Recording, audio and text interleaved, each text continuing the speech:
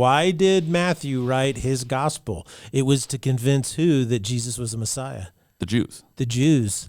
Yes. Yeah. So he really steeps us in not only all this prophetic connections from the Old Testament, which Matthew is so good about, but in this imagery.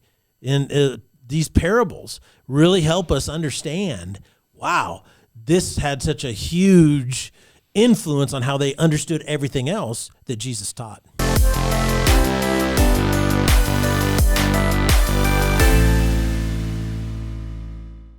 Ladies and gentlemen, welcome to the Salty Pastor Podcast, a podcast dedicated to helping you learn and grow in your faith. Your journey of faith is something you're on, whether you like it or not, and we want to be part of your growing, not your shrinking in your faith, which is what happens when you don't put any effort into it. And we want you to be putting effort into it because what you believe about yourself is one of the most important things about you. And you need to know what you believe and why you believe it. And we're here to challenge you, to encourage you to critically think for yourself and about your faith so that when people ask you, what do you believe, you have an answer for them. My name is Jesse Maher. I'll be your host, but we cannot do this without the one, the only, the salty pastor himself, Dr. Douglas Peake. Hello, everyone. It's so good to be with you. Now, I know that many of you listened to the podcast last week where I was here. And if you're watching this on YouTube, you're saying, oh, he looks different because I shaved all that stuff off. But the salty pastor's a little less salty in the hair area. He's darkened up, trimmed up a little bit. I cut it all off. I had grown my hair fairly long, and in this, people called it a squirrel tail on my chin. But I cut it off because the longer my hair grows, the whiter it gets. It's really weird. I went, I went to the gal and she was cutting it, and she goes, yeah, every time I cut your hair, the shorter I cut it, it gets darker. She says so. So you're de-aging right before our eyes. It's crazy. On the podcast. So for all of you who are watching and you saw it last week, you're going, oh my gosh, that's really different. I go, but that podcast we pre-recorded 6 weeks ago. That's a long time. You're telling them about our movie magic, Pastor. So it's really not that dramatic. It's been 6 weeks, which has allowed me to get some much needed rest, and that was really nice. And so I'm feeling refreshed. Yeah, I think you've come in with a whole new energy. I'm excited that you're back in the saddle. I mean, now that the cat's out of the bag about our movie magic, it's been 6 weeks since we've gotten to record together and gotten to hang out and talk. And so I'm excited you're back. I know you have a lot of ideas cooking about where we're going in the future as far as what the series is we're doing and things about that. And you're excited about those. So it's just going to be a great fall launch as we're heading into the fall season. People start coming back from camping and being outdoors, and we start settling back into routines. And we want to be part of your routine. So yeah, and it's good to be back, and I got to rest. That was a big thing, to be able to rest and take some time off. I did some writing.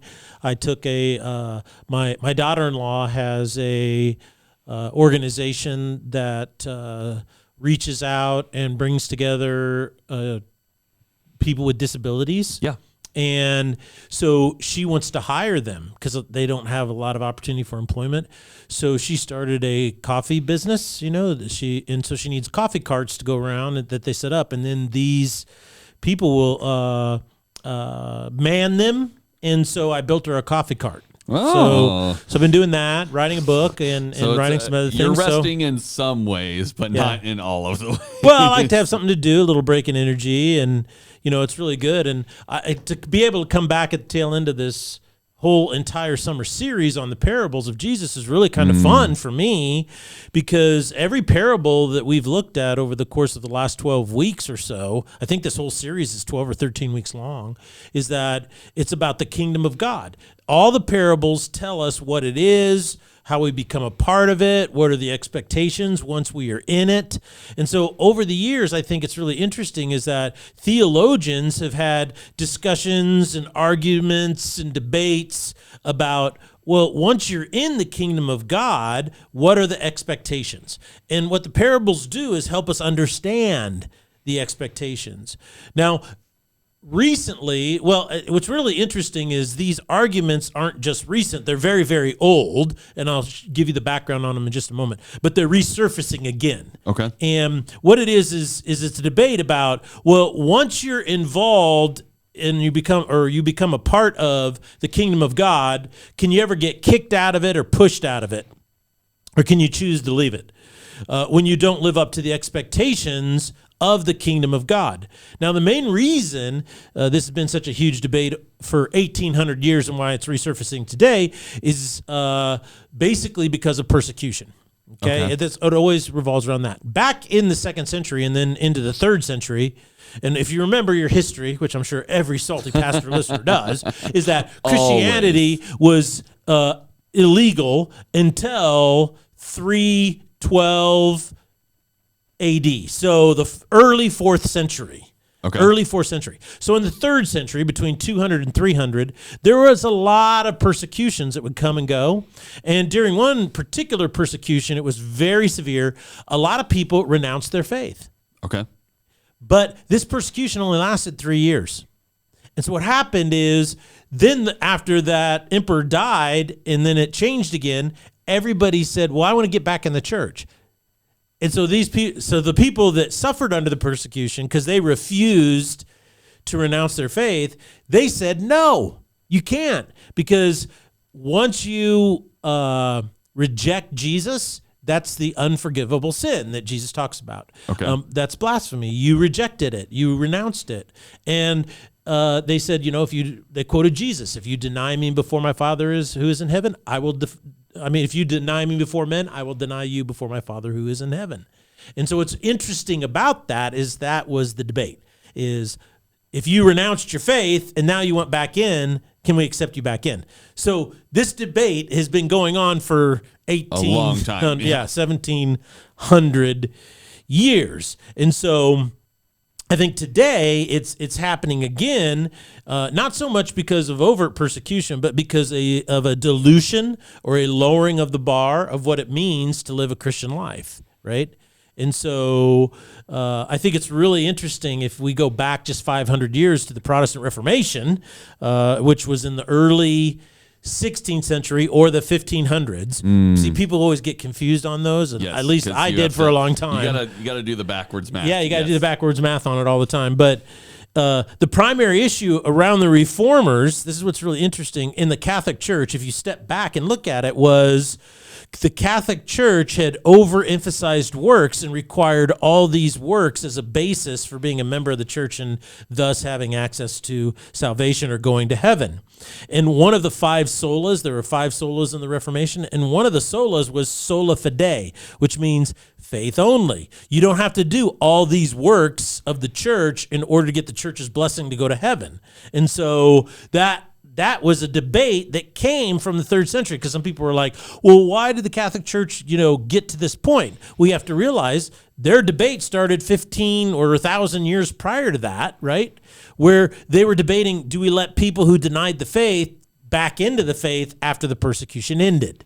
It's so interesting to me how ideas or even debates from the past really influence our perceptions and judgments and how we do things today, right? Like the different tasks, and sometimes it's cyclical.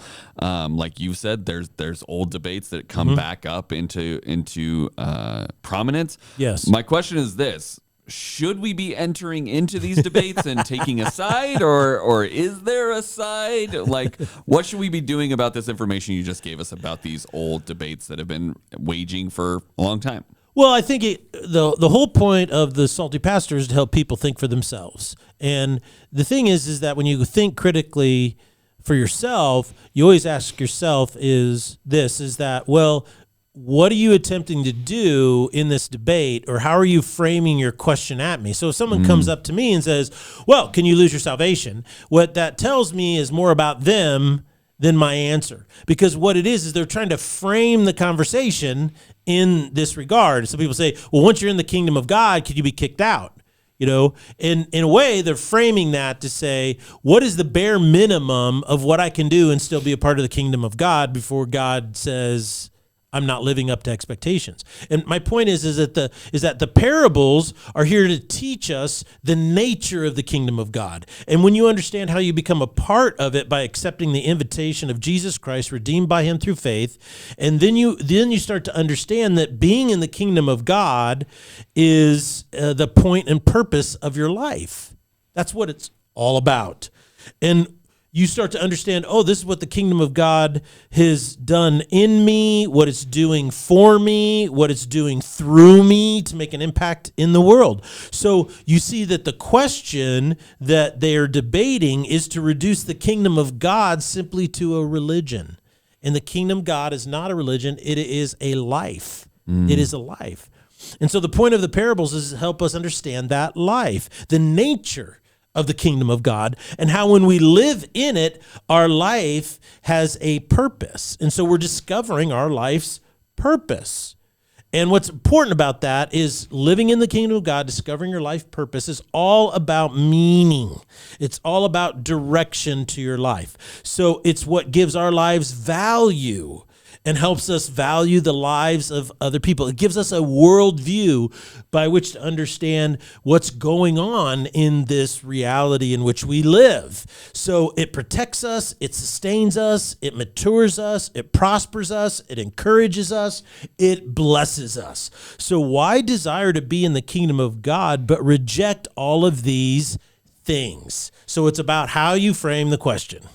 Yeah, I think I've realized more over these 320 something episodes that really understanding what question you're trying to pursue and then understanding what the framework around it is one of the best things you can do, because I used to do this in debate all the time, but I kind of always only used them in debate. Yeah, like when I knew I was going into debate, I'm like, okay, I got to put that cap on and use my brain in that way. But I stopped doing that, when it came to anything outside the outside world, and even in my faith, or you listen to the news or things like that, you stop using those critical thinking skills or those skills that they taught you in school, because you're like, well, I'm not in school anymore. I don't need to apply this anymore. I don't want it. I don't want it. And so I think a reminder of that each and every time we listen to the podcast is, hey, you got to be really intentional about putting on your thinking cap and going, okay, what is this trying to do? What is the context? What is the question?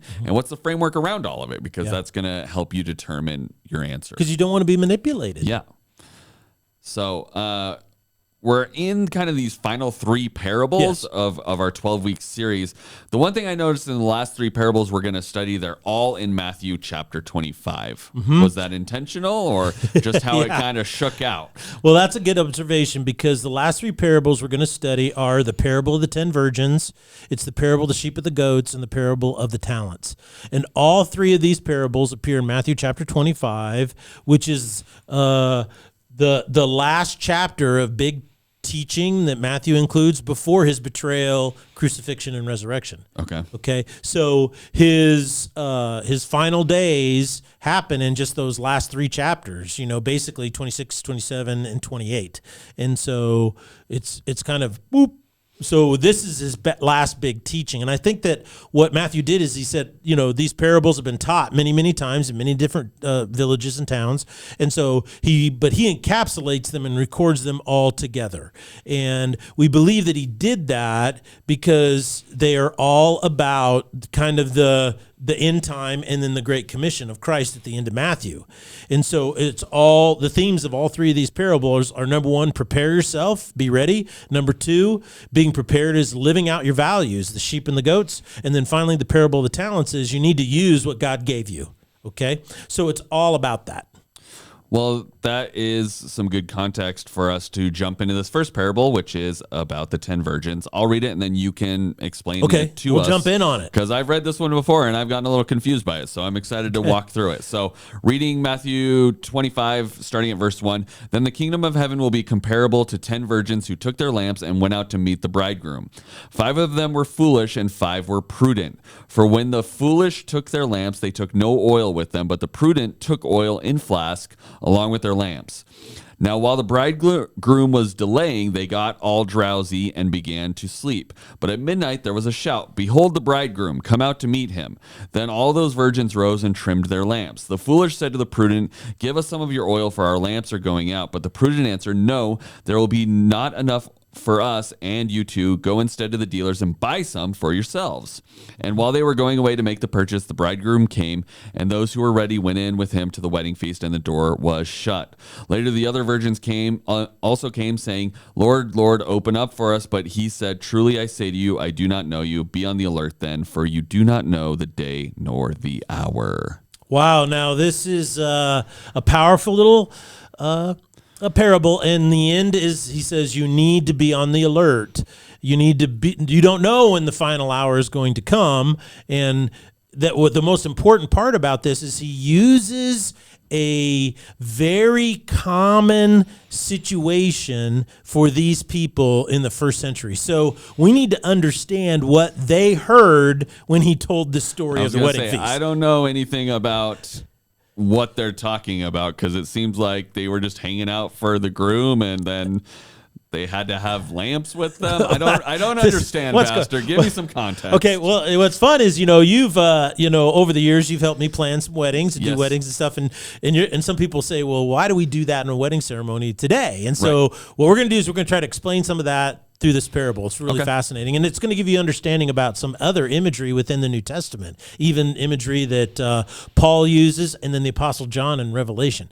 But basically what you have to understand is that there were not a lot of avenues for entertainment in society in, that area, Palestine, in the first century, okay? And so there wasn't movies, there wasn't radio, there's no Netflix, there's not, you know what I'm saying? There's no moving pictures. By your favorite pastor. Yeah, there's not dramas and, on the street corner where people are doing skits, and, there's not a lot of that. So one of the most important things in this Jewish culture is weddings. Weddings are huge, and there are three phases to a Jewish wedding, and everybody knew this, and this is how it operated. First is called the Sudukin, okay? And what that means is basically contract. And this is the preliminary arrangements prior to the legal betrothal, which is called the erusin. And I'll jump into that for a second. But basically, in preparation to betroth a man and a woman together, the bride, referred to as kala, and the groom, referred to as chitan, are separately immersed in water in a ritual called the mikvah. So it's like a baptism, okay? Okay. And then what happens is for them it was an imagery of spiritual cleansing. So during this period of time, the couple would enter a huppah. And if you've seen a Jewish wedding, a huppah is this canopy. It's a square canopy with these sticks, and they carry it and they hold it up. And that's the imagery that these two people are going to come together and create a new home. Okay. So that's called a huppah. And this is the point during at the Shidduchin where they would sign the marriage contract. Okay. And at this time, the bride price would be paid. So it was a way in which women, girls in particular, their value was brought up, okay? And so a bride price would be paid. And the reason why they paid this price was because this woman was a part of her father's household, and she was a contributor there, right? Mm-hmm. So she contributes labor, she contributes support, and she's going to be removed from that house and start a new house. Right? Right. So the family that's losing her is going to lose all this value. So the bride price was based upon the value that woman had to her family. So it was a way of valuing her contribution, you see? Yes. So that raised her value in the eyes of society. And so what would happen is the shidduchin is they would work out the marriage contract, the bride price would be set, then they would come together, they would immerse in waters, they'd put them under a huppah, and then the groom would give the bride a precious gift. And that often became known as a ring. Okay. See? So that's kind of where the whole notion of wedding rings came from. Okay. Yeah. So then what would happen is there would be a period now, the second stage, called the erusin, or the betrothal. And if you remember in the story of Mary and Joseph, they were betrothed to be married, right? And then he wanted to divorce her, which people were like, well, how do you divorce someone you're not married to? Right. Well, in the Shidduchin, when you sign the marriage contract, that's like a marriage license. So technically you are married, but you don't have relations. There is no sexual. So she lives, the bride lives with her family, and then the groom, who is living with his family, right? They now have, during the Erison, the groom was supposed to prepare a new place for his bride. So he takes the imagery of the Huda and he makes it a reality. Okay. And so what he would do is, if they were poor, oftentimes he would just add a bedroom or another room onto his father's house. If they were more wealthy, his dad might give him part of his inheritance, a little piece of property, and he would build a house. Okay. So when you're building a house, remodeling, it takes about a year.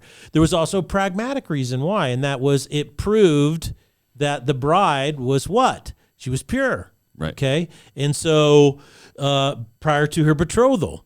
And so there was this period of waiting. Now, the bride always knew to expect her groom somewhere about a year after the Shidducha, during the Erison betrothal period. So she would expect this. And, of course, the families are communicating. And so she didn't know what exact hour. But what would happen is in their culture, this is kind of how it would work, is they would figure out when she wasn't on cycle, she wasn't menstruating. And then what they would do is the fathers would say, okay, she's in the middle of her cycle. And I don't know if the newlyweds knew this or not. but what they would do is they would try to pick the time where, the moms and the dads felt that she was most fertile. Yes. You see, so it's like, this is the biggest opportunity Yes. because they wanted grandkids right away. Yes. They don't want to wait. And so what would happen is once that was done, somewhere around, it could be the 10th month or the 13th or 14th month, sometime around there, is they would say, okay, on this day, he's going to come.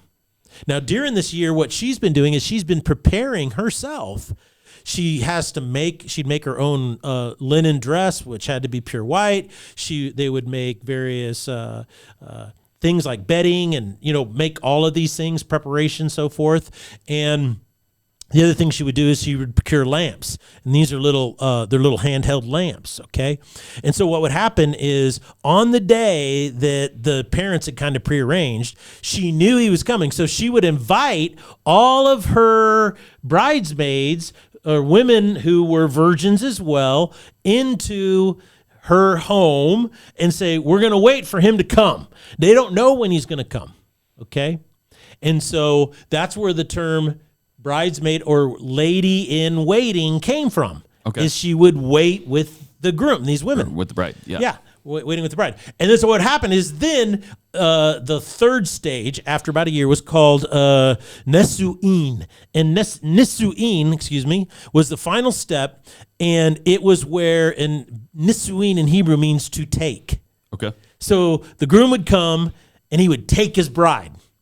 And what he would do is his entourage, they would walk through the city streets or the town or whatever, and kind of like a little parade. So everybody would see it, and everyone's like, yeah, woohoo, it's a great day for you. Celebrate with him. And then what would happen is he would come out and he would sound the ram's horn known as the shofar. They would blow it. And at that blowing, everybody would perk up and everybody go, oh my goodness, the time is now. And then they would light their lamps. And then these little handheld lamps that were fueled with olive oil, and they would then march around in a parade through the town. Now, everybody else who's seeing this is like, this is so exciting. I want to join the parade.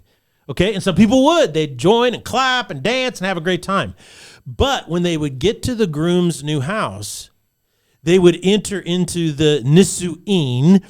And what they would do is there would be a short ceremony. And in this ceremony, what they would do is they would march around the bride and groom 7 times, okay? Then what they would do is they would put them under the huppah, all right? And then they would, which 7 is the, number of completeness and wholeness, they would say their aish, their vows together. And then what they would do is they would consummate their marriage. And there would be if they were not people of means, they would have a 3-day wedding feast. If they were people of means, oftentimes it was 7 days. Okay. So everybody's there when all this is happening. So it's bringing all your relatives on your honeymoon, basically. Fun. I'm glad that's not They're a thing all anymore. there. And so what happened is that people, if they're a 7-day wedding feast and you're a part of the parade, what do you want to do? Be part of you want to crash the wedding? Yeah, you're crashing it. You want to get in there. So what was your ticket to get through the door into the wedding feast and the Nisuin? Well, you said earlier that they had lamps, right? That's like right. They had to have a lamp. That's basically That's your ticket in. Okay. Yeah, they couldn't print tickets. They couldn't scan things. So your ticket in was a lamp. Okay. So you see, these people knew all this. They'd all participated in this. And as soon as he said 5 virgins didn't bring oil, everybody at that time went, what is that? What do Jewish people say when the Jewish moms say, they go, oh, mikvah or shupa or something like that, hit their foreheads. That was their reaction. Their reaction was, oh my goodness, these young girls. And the sad thing about it is the wedding feast was one of the primary places where young single girls could willingly and openly mingle now with young single men.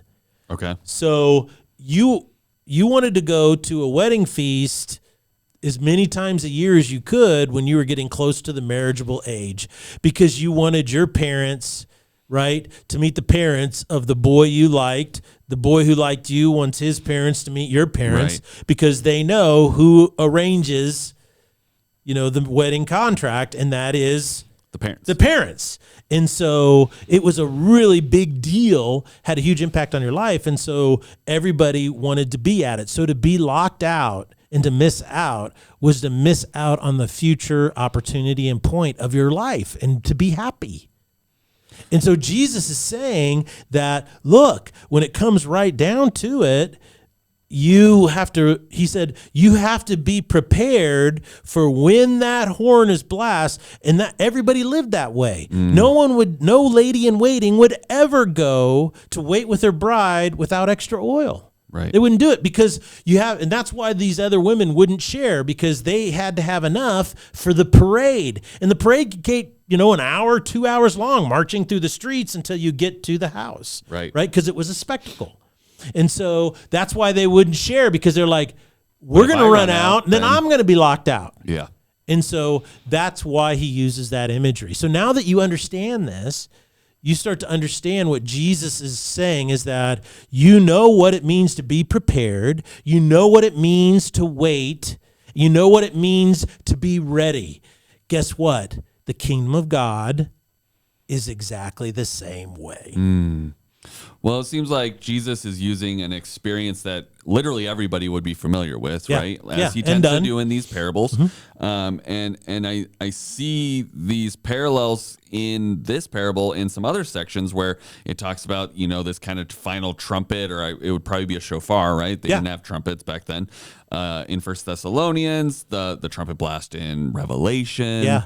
And then the statement of Jesus saying, we don't know the hour, but we should be reading the signs, is also the same thing of, I know there are people that study end times very thoroughly, but you can only study so much because Jesus says you're not going to know. Yeah. Like, you're just not going to know. And so I think all of this makes a lot more sense when you understand this parable. It unlocks so many other portions of the Bible that maybe were a little confusing at the time, but now it's the same imagery. Yes, it's the same imagery that you should live prepared, and then there's going to be an announcement. There's going to be a horn. There's going to be a trumpet blast, and we're all going to hear it. Especially because they use the imagery of a wedding so many times with Jesus being the bridegroom and the church being the bride. Yeah. So it's like we're seeing similar all things. Over again. Yeah. Okay. Because why did Matthew write his gospel? It was to convince who that Jesus was the Messiah? The Jews. The Jews.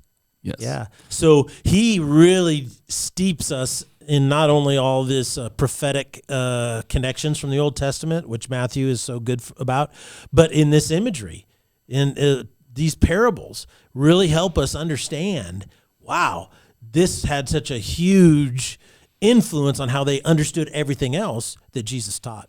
Absolutely. Well, thank you, Pastor. I'm excited for us to dive deeper into this on Thursday. I'm sure you have lots of other things that you have to share with us about this particular parable, and we're excited you're back in the saddle and ready to be cruising along. And I made this decision while you were gone, but we haven't switched everything over to the new YouTube yet because we didn't want to do it without you here. So we're gonna let it go until the end of this month, and then everything's on the new YouTube channel after that. So if you still have not subscribed to the new Salty Pastor YouTube channel, make sure you do that, because at the end of August we are moving everything over there, and they won't be on the Foothills Christian Church YouTube anymore. And we don't want you to miss out on your twice a week Salty Pastor. And when you move over, be sure and hit the subscribe button for it, so that you always make sure that you get it. But also, once our subscriptions get up past 1,000, it allows us to embed links in, so we get access to technology. So send them to people. If you're looking for, if you want to go back and leave a comment on an old episode, those are all the old episodes are also on there, and that would be really helpful for the channel to be discovered as well, to help get those subscriptions up as well. So thank you guys so much for joining us, and we will see you on Thursday here on the Salty Pastor Podcast. Good to be back.